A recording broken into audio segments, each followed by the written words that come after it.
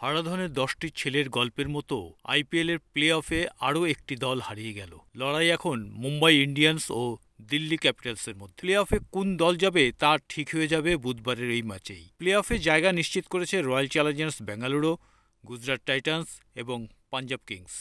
দৌড় থেকে ছিটকে গিয়েছে Chennai Super Kings, Sunrisers Hyderabad, Kolkata Knight Riders, Rajasthan Royals এবং লখনৌ সুপার জায়ান্টস। সোমবার রাতে লখনৌ সুপার জায়ান্টস 6 উইকেটে হেরে গেল সানরাইজার্স হায়দ্রাবাদের কাছে।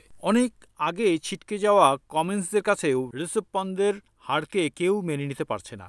তার উপরে প্রথমে 205 রান করে কেন ম্যাচ ধরে রাখতে পারবে না, এটাই মানতে পারছে না দর্শকরা।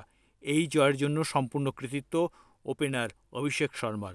তাকে আটকাতে হিমশিম খেলেন লখনৌ বোলাররা। কামিন্সদের বিরুদ্ধে খেলতে নামার আগে লখনৌ 11 ম্যাচ খেলে 10 পয়েন্টে ছিল। 3টি ম্যাচ জিতলে তারা 16 পয়েন্টে যেত।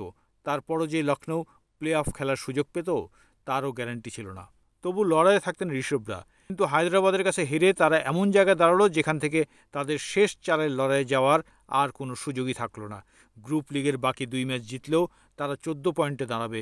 কিন্তু 14 পয়েন্ট নিয়ে প্লে অফ খেলার স্বপ্ন দেখা দুঃস্বপ্ন ছাড়া কিছুই হতে পারে না। অভিষেক শর্মা শুরুতেই যে ঝড় তুললেন সেখানেই লেখা হয়ে গেল লখনৌ পরাজয়ের গল্প। পাওয়ার প্লেতে হায়দ্রাবাদ করল 1 উইকেটে 72 রান। অভিষেক 20 বল খেলে 59 করলেন। 295 স্ট্রাইক রেটে অভিষেক মাঠে ঝড় তুললেন। ইনিংসে ছিল 4টি বাউন্ডারি ও 6টি ওভার বাউন্ডারি।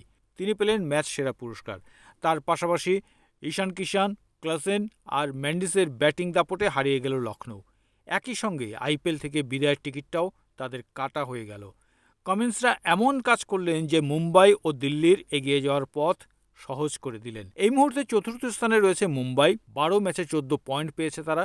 দিল্লিও 12 ম্যাচ খেলেছে, তারা 1 পয়েন্ট কমে আছে 13 পয়েন্ট নিয়ে।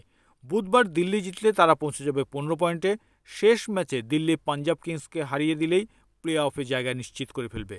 কিন্তু মুম্বাই যদি বুধবার জিতে যায় তাহলে তারা পৌঁছে যাবে 16 পয়েন্টে। তাদেরও শেষ ম্যাচ পাঞ্জাবের বিরুদ্ধে। সেই ম্যাচ জিতলে তারা পৌঁছে যাবে প্লে অফে। অর্থাৎ বুধবারের ম্যাচে যে জিতবে সেই দল এগিয়ে থাকবে প্লে অফে ওঠার লড়াইয়ে।